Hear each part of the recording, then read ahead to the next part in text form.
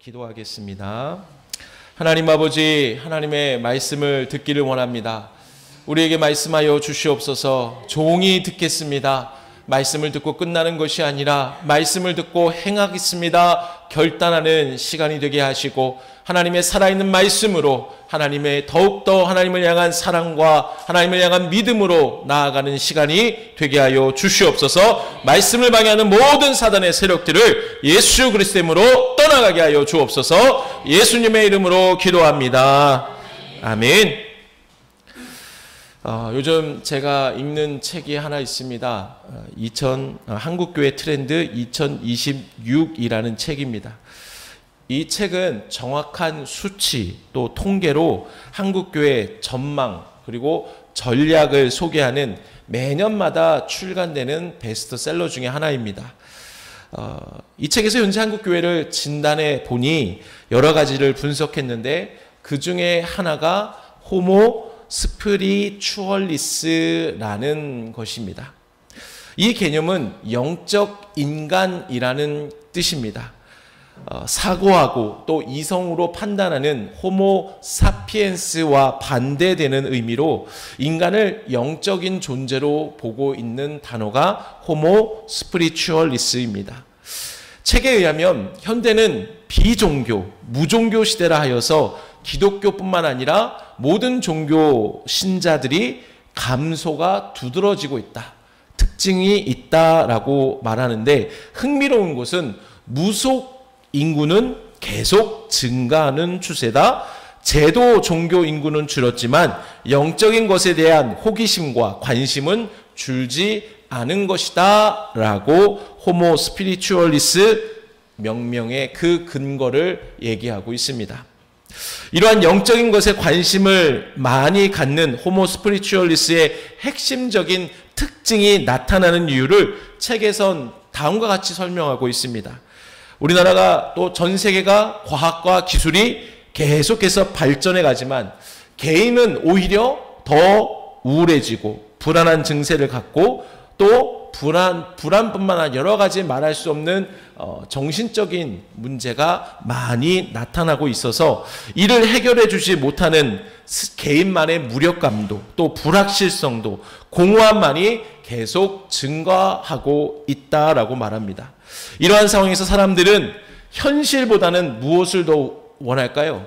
좀 더 초월적인 것, 또 외적인 것보다는 내적인 것에 더 관심을 두고, 그래서 내적인 안정감을 누림으로 현실에 대해, 부정적인 현실에 대해서 좀 더 긍정과 확신을 추구하려고 하는 모습이 나타나고 있다라고 말합니다. 그래서 이러한 추구를 만족하기 위해 종교적인 영성 추구로 사람들이 관심을 갖고 있긴 하지만, 오히려 명상과 또 심리 상담 그리고 성찰 등으로 나타나기도 한다라고 책에서 말하고 있습니다. 이를 통해서 그만큼 현대 사회에서는 영적인 것을 추구하려는 모습이 계속 늘어나고 있다라는 것을 알 수 있죠. 이러한 양상은 교회 안에서도 똑같이 나타나고 있습니다. 그래서 이를 책에서는 영성 추구다라고 말해요. 기독교 영성은 무엇이냐? 하나님과 깊이 만나고 그 깊은 만남의 근거에서 삶을 살아가는 것, 이것이 영성이다라고 정의하고 있어요. 이러한 영성에 기독교 성도들이 계속해서 관심이 증가하고 있다라는 것을 또한 여러 가지 설문을 통해서 그 책에서 소개하고 있습니다. 흥미로운 설문조사가 있어요. 더 많은 깊은 영성을 추구하는 사람들이 내가 더 깊은 영성을 위해서 무엇을 더 중점적으로 하고 있는가라는 설문조사가 있었습니다. 1위가 무엇일까요? 생각해 보세요. 내가 더 깊은 영성을 원한다. 이를 위해서 나는 이것이 중요하다라고 말하고 있어요. 1위가 예배, 그리고 설교를 듣는 것이 1위로 무려 34.4%를 차지했어요. 2위가 뭘까요? 성경 읽기, 말씀 묵상이에요. 이것이 19%를 차지하고 있습니다. 이러한 결과는 한국교회 성도들이 지금 영성 생활에서 예배와 설교, 성경 읽기, 묵상을 가장 중요시 여기고 있다라는 것을 증명해 주고 있습니다. 이에 반해서 개인 기도나 혹은 기도에 참석은 11.1%로 3위에 차지했습니다. 잘 생각해 보세요. 성경과 관련된 즉 예배, 설교, 성경 읽기, 묵상을 합치면 무려 53.3%를 차지하고 반면에 기도 활동은 개인 기도, 기도의 참석은 그에 미치지 못하는 결과를 아주 큰 격차를 보이고 있습니다. 그리고 그 다음 이어진 설문을 보면은 그러면 하루 평균 성경을 얼만큼 읽느냐? 하루 평균 여러분 성경을 하루 평균 읽는 시간이 어느 정도 되세요? 1시간. 와, 좋습니다. 또 성경을 읽은 지 기억이 안 납니다. 우리 집 성경책은 언제든지 지금 10년이 됐는데 새 거입니다 라고 말하면 안 되겠죠. 평균 하루에 1시간 16분을 읽는데요. 반면에 기도는 몇 분일까요? 기도는 27분 한대요. 평균, 하루 평균. 여러분 마음속에 스스로 생각해 보세요. 나는 평균인가? 평균 이하인가? 평균 이상인가? 중요한 것은 이렇게 오랜 시간을 성경과 관련된 것에 집중하지만 이들 가운데 약 76%가 여전히 영적인 갈급함을 느끼고 있다는 거예요. 그래서 책에서는 한국 교회가 지금 깊은 영성을 위해서 그들의 갈급함을 채우기 위해서 균형 잡힌 영성 훈련이 너무나 필요하다라고 제언을 하고 있습니다. 다시 말해서 말씀만 너무 강조하지 말고 말씀과 기도를 함께 균형 잡아서 훈련을 하는 것이 중요하다라고 그 책에서 말하고 있는 것이에요. 여러분 좀 길게 현대 한국교회 트렌드 중 일부를 나눴는데 이 내용에 대해서 여러분 어떻게 생각하십니까? 공감이 되십니까? 설문조사와 같이 깊은 영성, 즉 하나님과의 깊은 교제를 원하지만 기도하지 않는다는 것이 우리에겐 큰 도전으로 다가오고 있습니다. 육신의 건강을 위해 우리는 균형 잡힌 영양소를 섭취해야 되죠. 맨날 단백질만 먹으면 어떻게 돼요? 괜찮아요? 안 먹어요? 비타민만 먹는다 생각해 보세요. 어떻게 될까요? 균형 잡힌 영양소를 섭취해야 되는 것처럼 우리가 깊은 영성을 위해서는 말씀을 가까이 읽고 묵상하는 것도 중요합니다. 하지만 함께 기도 생활도 반드시 이어져야 한다는 거예요. 오늘 본문에서 기도가 얼마나 중요한지를 느헤미야라는 사람을 통해 알 수 있게 됩니다. 본문은 느헤미야서예요. 저자는 누굴까요? 느헤미야라는 사람이죠. 수신자는 바로 포로 귀환한 후에 이스라엘 백성들이 바로 수신자입니다. 느헤미야서의 내용은 다음과 같아요. 우리가 지난주에도 나눴는데요. 이스라엘, 좀 더 엄밀히 말하면 남유다가 바벨론에 의해서 멸망을 당하고 몇 년간 포로 생활을 하죠? 70년간. 이제는 이제 좀 입에서 나오시네. 매주마다 계속 주입식 교육이 필요한 것 같아요. 70년간 포로 생활하고 몇 번에 걸쳐서 돌아오죠? 그렇죠. 3번에 걸쳐 돌아오는데 1차는 기원전 537년에 누굴 중심으로? 스룹바벨이라는 사람을 중심으로 와서 성전을 재건하죠. 2차는 약 80년 후인 기원전 458년에 에스라라는 사람을 중심으로, 지난주 에스라 나눴죠? 그 사람을 중심으로 귀환하게 되는데 에스라는 율법 교육을 중시해서 계속 시켰습니다. 3차는 언제냐? 기원전 445년 오늘 본문에 나온 느헤미야를 중심으로 귀환하게 되는데 와서 뭐해요? 예루살렘 성벽을 재건하게 돼요. 스룹바벨과 에스라는 성전을 완성했지만 느헤미야는 주변을 보호하는 성벽을 재건했습니다. 그래서 예루살렘의 무너진 성벽을 재건하고 다시 이스라엘의 신앙의 공동체를 세워가는 과정을 기록한 역사서가 느헤미야서예요. 이제 오늘 본문을 좀 들어가 볼까요? 느헤미야와 이스라엘 백성들은 하나님의 언약을 믿고 성벽 재건을 시작했습니다. 오늘 본문 앞장을 근거로 보면 모든 일이 하나님의 뜻대로 풀려가는 모습을 발견할 수 있어요. 1장에서 3장까지 내용을 보면 페르시아의 아닥사스다 왕이 느헤미야에게 성벽 재건에 대해서 허락을 해주고 그에 필요한 모든 자재를 지원해 주라고까지 허락을 받아요. 심지어는 가는 길이 먼데 중간중간에 뭐가 있을까요? 검문소가 있었어요. 그 검문소를 무사 통과할 수 있는 조서까지 주게 됩니다. 여러분, 느헤미야 입장에서, 이스라엘 백성 입장에서 성벽 재건은 반드시 이루어질 것이라는 확신이 있었을까요? 없었을까요? 있었어요. 돌아가는 상황을 보세요. 그들 안에 큰 기대감과 기쁨이 가득했습니다. 그런데 오늘 본문에 보면 생각하지도 못한 변수가 하나 생기죠. 뭡니까? 주변 사람들의 방해가 있었습니다. 그 내용이 1절에서 3절까지인데요. 그 중에 2절 말씀 우리 세번역본을 한번 읽어볼까요? 시작.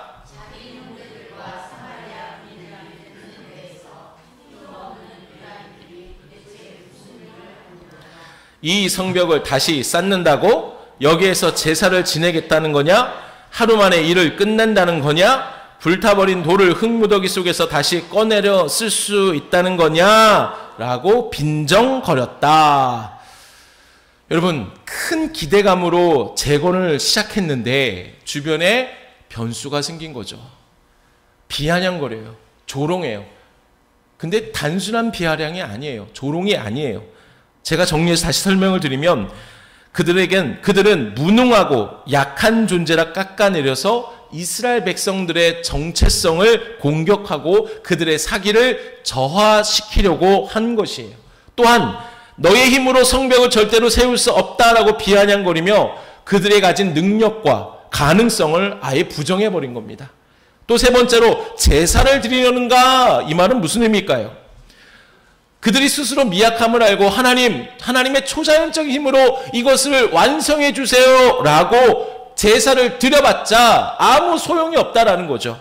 하나님이 들으실 것 같아? 이건 뭐예요? 이스라엘의 신앙과 예배 자체를 조롱하는 장면이에요. 또한 성벽 재건은 절대로 하루에 끝낼 수 없다는 비현실적인 꿈을 조롱하고 있다. 그리고 마지막 불탄 돌로 다시 성벽을 쌓을 수 있겠느냐라는 말은 아니 이미 너희는 무너진 인생이고 무너진 공동체인데 절대로 너희는 회복할 수 없어. 야, 포기해. 불가능해. 계속해서 그들을 공격하고 있는 거예요. 그렇습니다. 여러분, 느헤미야와 이스라엘이 직면한 대적은 단순한 조롱이 아니었습니다. 이들은 성벽 공사가 중단되도록 만들려는 아주 치밀한 방해였어요. 느헤미야와 이스라엘 입장에서는 얼마나 힘이 빠질까요? 근데요, 중요한 것은 이러한 상황은 영적으로 보면 오늘날 우리가 받는 공격과 매우 비슷하지 않습니까? 그리스도인이라는 정체성을 갖고 가정에서 또 직장에서 학교에서 교회에서 맡은 바 일을 해나갈 때 그리고 곳곳마다 있는 여러 가지 문제들로 위해 예수님을 믿는 우리에게 끊임없이 마음을 흔드는 공격을 많이 받습니다. 여러분, 다니엘 기도의 기간 3일째 때 이창우 장로님의 간증이 기억납니다.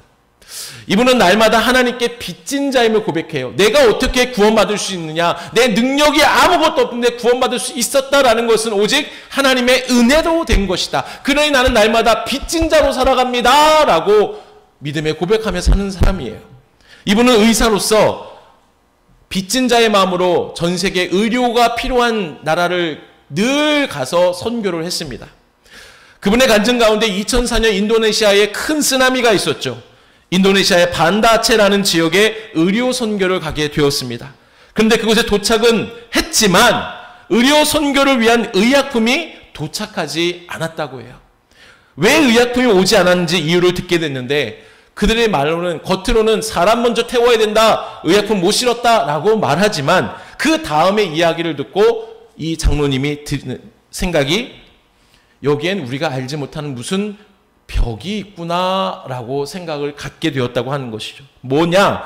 정부는 이렇게 말했답니다. 그곳은 무슬림 반군이 있는 지역이어서 우리는 그들을 도울 필요가 없다라고 말을 했던 거예요. 이런 말을 하고 의약품을 속히 가져오려고 하지 않았다고 합니다. 여러분, 장로님 입장에서 그리고 의료 선교팀 입장에서 얼마나 억장이 무너지는 상황입니까? 이렇게 장로님과 의료선교사팀이 당시 가졌던 마음이 오늘 본문과 너무나 비슷하지 않습니까? 그리고 그 생각하지도 못한 문제가 오늘날 그리스도인으로 살아가려고 하는 우리에게 공격해 들어오는 방해와 똑같지 않습니까? 진정 끊임없이 공격이 들어오고 있습니다. 이때 여러분들은 어떻게 그동안 반응하셨습니까? 그리고 어떻게 반응하시겠습니까? 다시 본문으로 돌아가면요. 오늘 본문에서 느헤미야는 대적들의 공격에 기가 막힌 반응을 하고 있어요. 본문 4절 우리 초반부를 읽어볼까요? 시작. 여러분이 느헤미야라고 생각하시고 다시 한번 읽어보세요. 시작. 그렇게 기도하실 거예요? 우리 하나님이여 들으시옵소서. 이렇게 해야 되지 않아요? 저만 맨날 침튀기며 얘기하죠. 느헤미야는 무엇을 한 거예요? 기도한 거예요. 그의 기도는 단순한 어려움으로 하나님께 드린 기도가 아니었습니다. 그의 기도는 방해의 공격을 받은 즉시 보인 반응이었다라는 사실에 너무나 중요한 의미를 주고 있습니다. 다시 말해 그는 리더였지만 대적에게 직접 나서지 않았어요. 논쟁하지도 않았고 감정적으로 반응하지도 않았습니다. 바로 그가 한 게 뭐예요? 기도했다는 거예요. 하나님 앞에 무릎을 꿇었다는 거죠. 이것이 느헤미야에게서 본받을 신앙의 모습입니다. 특별히 그가 하나님께 즉시 반응하는 기도의 내용을 보면 더 놀라워요. 그는 직접 싸우지 않았고 절대로 분노로 그들에게 대응하지 않았습니다. 그는 모든 문제를 하나님 앞에 다 가지고 왔어요. 이렇게 표현할 수 있죠. 싸그리 몽땅 다 가져가서 하나님 앞에 내놓은 거예요. 그래서 그 내용이 4절과 5절인데요. 그 4절, 5절을 간단히 표로 정리하면 다음과 같아요. 먼저 4절에 보면 우리 하나님이여 라고 고백합니다. 위기 앞에서 가장 먼저 하나님께 나아가는 모습이고 이것은 기도의 구조를 봤을 때 하나님을 부르는 기도예요. 두 번째, 우리가 업신여김을 당하나이다. 무슨 말이에요? 감정보다 그 모든 거 가지고 하나님 앞에 토로하는 거예요. 억울함을 드리는 기도죠. 세 번째, 머리로 돌리사 그들의 잘못된 것을 그들의 머리로 다시 돌려달라고. 뭐예요? 문제 해결은 내게 있는 게 아니라 그 주권은 누구에 있다는 거예요? 하나님께 있다라는 심판을 하나님께 맡기는 기도예요. 5절에 보면 죄악을 덮어두지 마옵소서 정당한 결과는 하나님이 이루신다라는 믿음으로 하나님께서 공의로 다스려 달라고 기도하는 거죠. 마지막에 주여 주를 노엽게 하였음은 이게 뭐예요? 내가 왜 기도하는지 목적을 얘기하는 거예요. 하나님, 저 지금 자존심 너무 상했어요. 하나님, 어떻게 이럴 수 있습니까? 라고 기도하는 게 아니에요. 느헤미야의 기도는 저들이 누구를 노엽게 한 거예요? 하나님을 노엽게 해서 그의 안에 거룩한 분노가 생긴 거예요. 그래서 하나님 앞에 기도하는 거. 내가 왜 기도하는지 목적을 얘기하는 거예요. 하나님 제 마음 아시죠? 내가 믿는 하나님을 노엽게 하고 있습니다. 하나님께서 행하시옵소서. 성벽 재건이라는 그 놀라운 일을 하고 있는 그들에게 정체성을 공격하고 조롱함으로 소위 말해서 초를 치고 있는 그 대적들이 얼마나 인간적으로 미웠을까요? 그럼에도 불구하고 느헤미야는 절대로 인간적인 대응을 하지 않은 것입니다. 느헤미야의 기도는 하나님, 이 일은 하나님의 일입니다. 판단도 하나님이 하십시오라는 철저한 맡김의 기도였다라는 것이죠. 여러분 성경에 보면 기도는 이런 것이다라고 너무나 많이 나와요. 그 중에 세 가지만 간단히 설명하면 기도는 첫 번째로는 내 마음을 드리는 부르짖는 믿음의 행위가 기도예요. 그래서 시편 50편 15절에 환난 날에 나를 부르라 내가 너를 건지리니 부르라. 두 번째, 기도는 하나님을 의지하는 믿음의 표현이라고 말합니다. 내 힘으로 할 수 없습니다 라는 믿음의 고백이 기도라는 뜻이죠. 그래서 잠언 3장 5절에 너는 마음을 다하여 여호와를 뭐하고? 신뢰하고 하나님만을 의지하라. 그것이 반응이 기도로 나오게 된다는 겁니다. 마지막으로 기도는 이것을 제가 여러분과 나누고 싶은 거예요. 기도는 하나님의 뜻에 순복하는 행위예요. 뭐라고요? 기도는 하나님의 뜻에 뭐하는? 순복하는 행위예요. 내 뜻을 이루기 위해 하는 것이 기도가 아니에요. 하나님의 뜻이 무엇인지 알고 하나님의 뜻대로 이루어지기를 구하는 행위가 기도라는 겁니다. 그래서 우리가 잘 아는 예수님도 그렇게 기도하지 않으셨습니까? 십자가를 지시기 바로 전날 밤에 겟세마네 동산에 가서 뭐 하셨어요? 고기 구워 드셨어요? 마지막을 만찬, 물론 마지막 만찬 하셨죠. 그 이후에 하나님 앞에 기도했죠. 뭐라고 기도하십니까? 내 아버지여, 만일 할만하시거든 이 잔을 내게서 지나가게 하옵소서. 그러나 나의 원대로 마시옵고 아버지의 원대로 하옵소서. 그래서 기도는 여러분 내 뜻을 관철시키려고 하는 것이 아니라 하나님의 뜻을 찾아가는 과정입니다. 이에 대해서 기독교 대문호인 C.S. 루이스는 기도는 하나님을 바꾸지 않는다. 그러나 기도는 나를 바꾼다라고 말했습니다. 기도하는 사람은 환경보다 자신의 마음이 먼저 변화됩니다. 느헤미야는 기도로 마음의 기준을 하나님 앞에 맞춘 것이에요. 다시 말해 느헤미야의 기도는 하나님의 뜻에 순복하는 행위였습니다. 다른 말로 그의 기도에는 하나님께서 온 우주를 통치하시는 분이십니다. 인생의 주관자 되시는 분이십니다. 그래서 지금의 어려움을 역전시켜 줄 수 있는 분이십니다. 라는 믿음의 고백이 담겨 있는 기도라는 겁니다.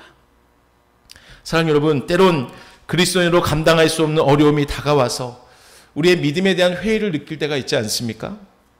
그래서 신앙이고 뭐고 다 포기하고 싶다라는 생각이 들 때도 있지 않습니까? 그러나 이때 여러분 느헤미야를 기억하세요. 그저 여러분이 처해 있는 형편, 상황을 모두 가지고 가서 하나님 앞에 기도하시기 바랍니다. 그리고 하나님께 모든 판단과 결정을 맡기시기 바랍니다. 이것이 곧 하나님의 통치하심을 인정하는 기도고 지금의 상황을 역전시켜 주시는 하나님에 대한 믿음의 기도입니다. 앞에 잠시 언급한 이창호 장로님, 바로 이러한 믿음에 기도하는 분이셨죠. 의약품을 비행기에 실지 않았다라는 그 담당자의 말을 듣고 인간적인 방법으로 해결하지 않고 하나님께 기도했습니다. 그 기도에는 사실 원망의 마음 좀도 있었겠죠. 하지만 그때 어떤 일이 일어났냐? 어느 마을에 중국계 목사님이 다가와 이렇게 말했다고 합니다. 혹시 사무실에 있는 약상자들이 도움이 될까요? 사무실의 문을 열자 포장도 뜯지 않은 40여 개의 약상자가 산더미처럼 쌓여 있었다고 합니다. 대만 의료팀이 두고 갔지만 의사가 없어서 도대체 이 약이 어디 쓰는지 몰라서 못 쓰고 있었다라는 거예요. 하나님은 이미도 준비해 놓고 계셨습니다. 사랑하는 여러분, 이제 우리가 좀 더 성숙한 신앙으로 살아가기 위해 세상의 부조리, 문제, 조롱 가운데 인간적으로 즉시 대응하는 것이 아니라 즉시 하나님께 나아가 무릎을 꿇는 기도의 성도들이 되시길 바랍니다. 기억하세요. 이러한 기도는 하나님의 주권을 인정하는, 하나님의 통치를 믿고 기대하는, 역사의 주관자 되시며 역전의 하나님을 믿는 믿음의 모습임을, 이러한 신앙의 모습을 하나님께서 너무나 기뻐하심을 믿으시길 바랍니다. 옆에 분들과 인사할까요? 하나님께 즉시 기도합시다.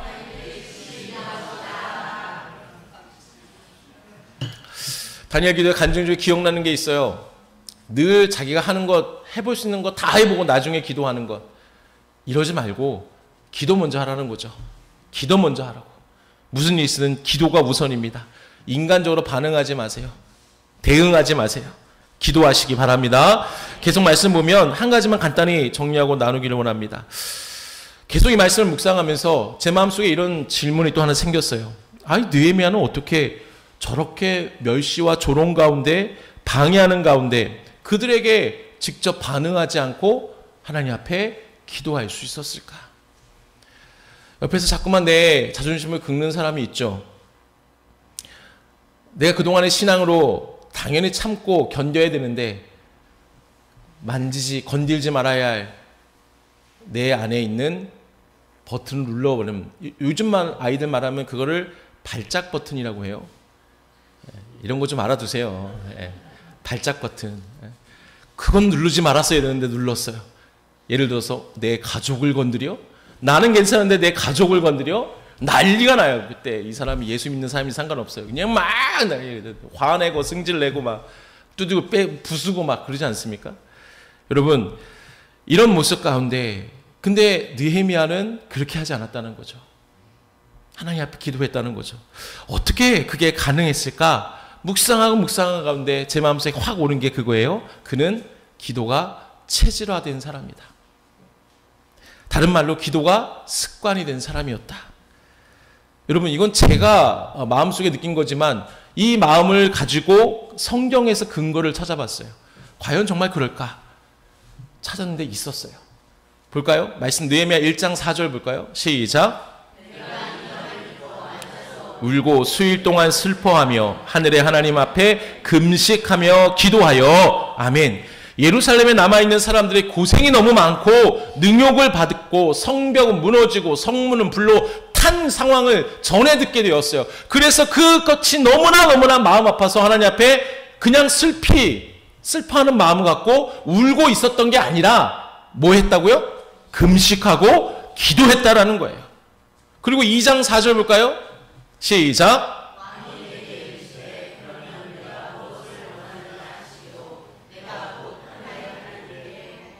아멘. 느헤미야는 그 예루살렘의 형편을 전해 들은 마음이 편치 못했는데 그것이 얼굴에도 나타났어요.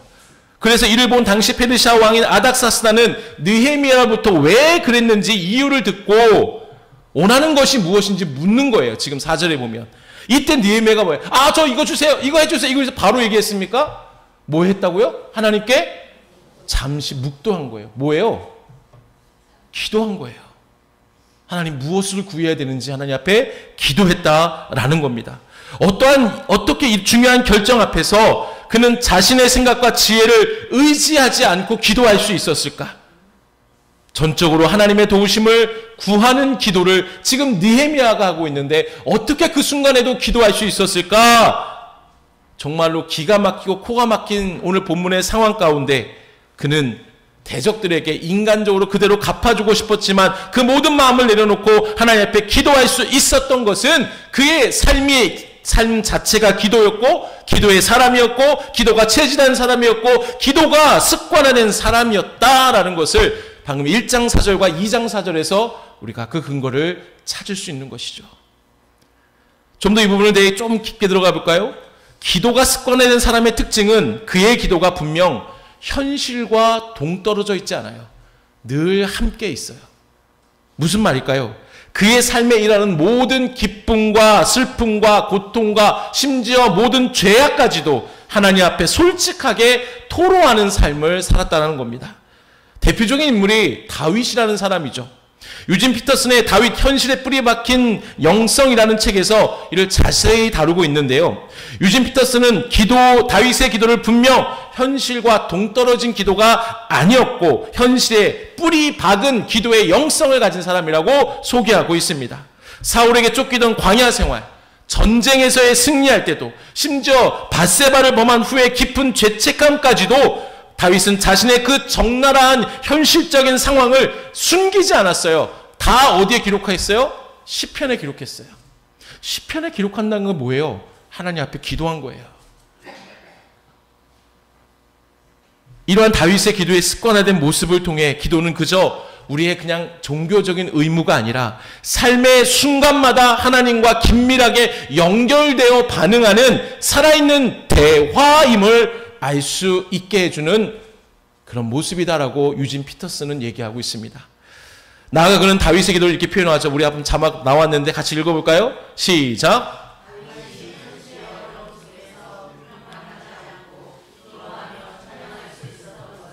그 모든 상황 가운데서도 하나님의 주권과 통치를 인정하고 신뢰했기 때문이다. 아멘이 나오죠. 이 말은 앞에서 언급한 기도가 하나님께 순복하는 것이다와 연결되고 있죠.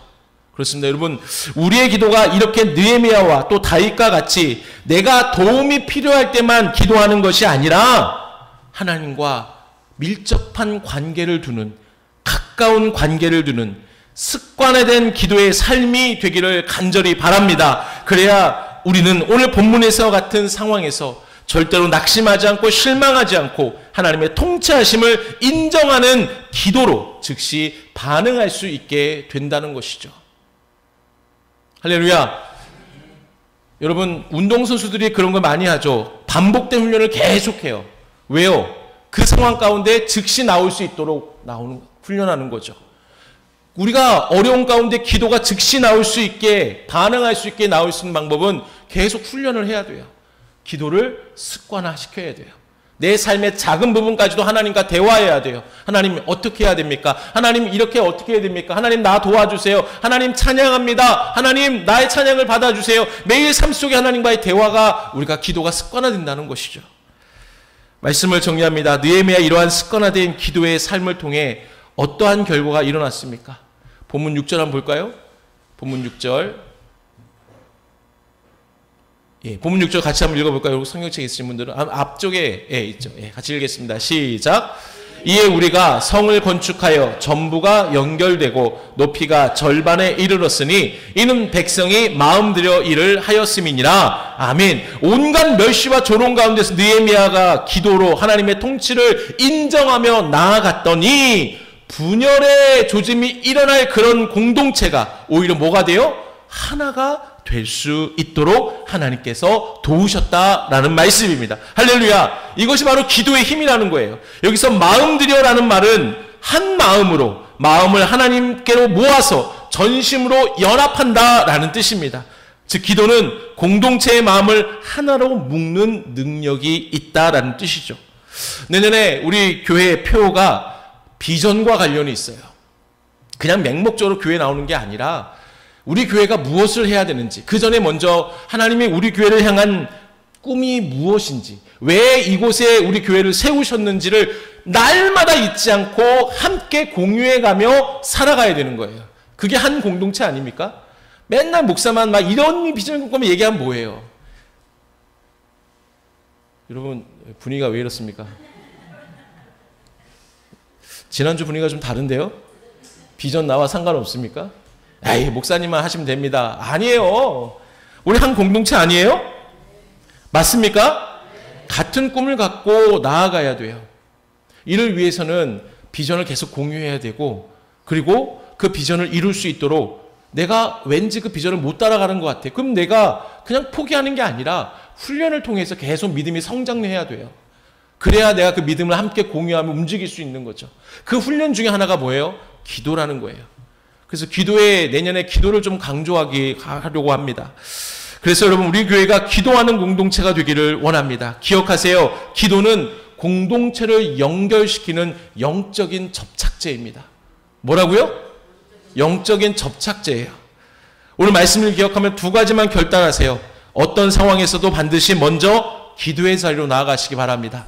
인간적으로 반응하지 마세요. 대응하지 마세요. 무릎 꿇고 하나님 앞에 나아가세요. 그럴 때 하나님이 그 일을 통해 느헤미야와 또 다윗과 같이 우리와 함께 역사하시게 됩니다. 그리고 중요한 것, 습관화되는 기도의 삶을 사시기 바랍니다. 이것은 제가 너무나 종종 말씀을 드리는 거죠. 몇 주 전에 말씀드렸죠. 여러분 우리 기도할 때라고. 여러분의 가정의 삶, 일터, 건강 여러 가지 다 보면은 반드시 다 기도해야 되는 상황 아닙니까? 기도의 자리를 만드시라고요. 일정 시간을 정해서 어느 누구도 그 어떤 것에도 방해되지 않는 시간을 잡고 하나님 앞에 기도하라는, 그게 5분이든 10분이든 상관없어요. 3분이든 상관없어요. 마음이 중요해요. 기도의 자리를 만드시고 매일 기도의 삶을 사시기 바랍니다. 그게 바로 내게 기도가 체질화되고, 그래서 그렇게 계속 반복되고 훈련되면 잘못된 일들이, 나를 힘들게 하는 일들이 다가올 때마다 나는 인간적인 대응하지 않고 하나님 앞에 가게 되는 거예요. 어떻게 해요? 싸그리 몽땅 가져가서. 따라해 볼까요? 싸그리 몽땅. 싸그리 몽땅 가져가세요. 옆에 분들과 나누시라고요. 싸그리 몽땅 가져가세요. 싸그리 몽땅 가지고 하나님께 가져가세요. 하나님 앞에 기도하세요. 그럼 그게 시간이 지나면 지날수록 기도가 나에게 습관이 됩니다. 할렐루야. 오늘 말씀을 기억하며 찬양하길 원합니다. 하나님께서 우리가 그리스도인으로 살아갈 수 있도록, 더 깊은 하나님과의 관계를 이어갈 수 있도록 우리에게 알려주신 것이 기도예요.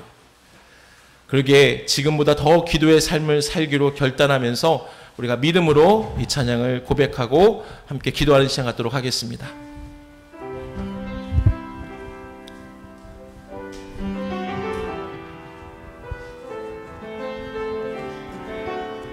기도할 수 있는데 기도할 수 있는데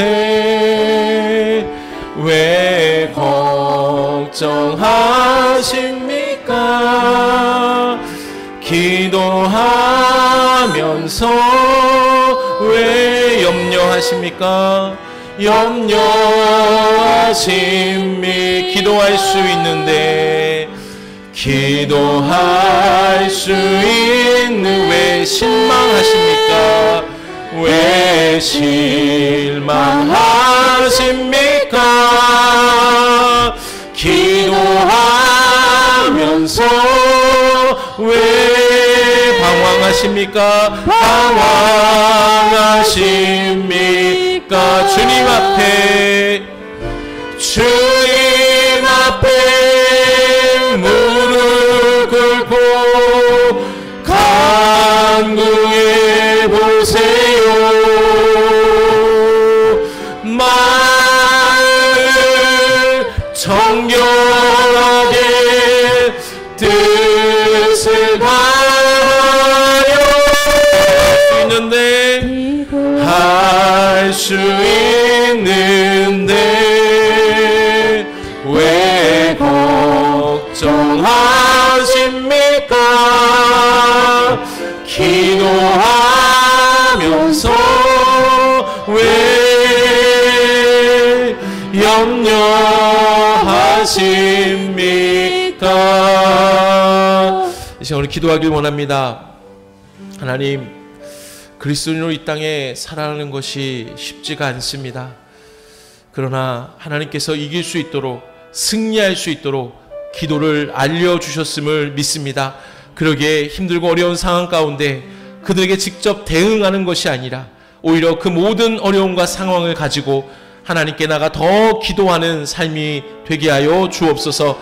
이를 위해 어려울 때만 하나님을 찾는 것이 아니라 날마다 하나님과의 깊은 관계를 이어가는 기도가 습관화되는 하나님 뜻을 정하여 하나님 앞에 기도하는 시간을 갖고 기도의 자리로 나가기로 결단하게 하여 주옵소서. 이 시간 주여 함에 주여 기도하겠습니다. 주여, 살아계신 아버지 하나님, 오늘도 귀한 말씀 주심을 감사합니다. 하나님, 그렇습니다. 하나님, 우리가 이 세상 살아가면서 그리스도인으로 살아갈 때에 너무나 많은 억울함과 힘들고 어려움들이 많이 있습니다. 우리의 신앙을 무시하고 우리를 조롱하는 세상에 많은 말들도 있습니다. 환경도 있습니다. 아버지 하나님, 그럴 때 우리가 절대로 인간적인 반응으로 대응하지 않게 하여 주옵소서. 느헤미야를 기억하면서 우리의 모든 상황과 형편을 그대로 가지고 가서 하나님께 나가 무릎 꿇고 하나님께 도우심을 구하는 기도의 자리로 나아가게 하여 주시옵소서. 하나님, 그러게 우리가 이러한 기도의 자리로 나아갈 수 있도록 기도가 습관화되기를 원합니다. 느헤미야는 늘 기도의 습관화가 있었습니다. 어떤 어려움을 올지라도 하나님께 그저 나아가 기도했습니다. 세상 방법 구하지 않았습니다. 하나님을 의지했습니다. 하나님께 순복하는 기도로 나아갔습니다. 하나님, 우리의 삶이 하나님과 밀접한 관계, 하나님 현실에 이어가는 기도의 삶이 되게 하여 주옵소서. 하나님과 대화하고 하나님께 묻고 하나님께 시간을 정하여 기도할 수 있는 기도의 자리로 나아갈 수 있도록 주여 결단하게 하여 주시옵소서. 하나님, 우리를 십자가의 은혜로 하나님의 자녀 삼아 주셨는데, 하나님, 세상이 변할 줄 알았는데 세상은 그대로고 오히려 우리를 더 많이 힘들고 어렵게 하고 있습니다. 하나님, 그럴 때 때로는 우리의 믿음을 포기하고 싶을 때도 있었고 회의를 가질 때도 있었습니다. 하지만 하나님, 오늘 말씀을 기억하면서 절대로 인간적으로 반응하는 것이 아니라 하나님께 모든 것을, 내 형편과 내 상황과 조롱의 모든 말들을 다 가지고 하나님께 나가 기도할 수 있는 믿음을 허락하여 주시옵소서. 이미도 준비해 놓으신 하나님의 은혜를 경험하게 하여 주시옵소서. 하나님, 이렇게 어려움이 올 때마다 기도하는 생활이 우리의 신앙의 온전한 거룩한 습관이 되기를 원합니다. 하나님, 내가 도움이 필요할 때만 기도하는 자가 아니라 하나님, 매일 삶 속에 하나님과 대화하고 찬양하고 하나님과 늘 현실이 하나님과 기도하는 삶이 되게 하여 주시옵소서. 이리 하여 결단하길 원합니다. 하나님, 뜻을 정하여 다니엘이 하루에 3번 기도한 것처럼 우리도 뜻을 정하여 하나님 앞에 기도하는 시간을 정하고 기도의 자리로 날마다 나아가는 믿음의 성도들이 되게 하여 주시옵소서. 지금은 예수 그리스도의 은혜와 하나님의 크신 사랑하심과 성령 하나님의 인도 교통하심이 오늘 기도에 대해서 알고 기도를 하겠다 결단하는 모든 성도들 머리 위에 저들의 가정과 일터 위에 영원토록 함께 하실 것을 간절히 축원하옵나이다. 아멘.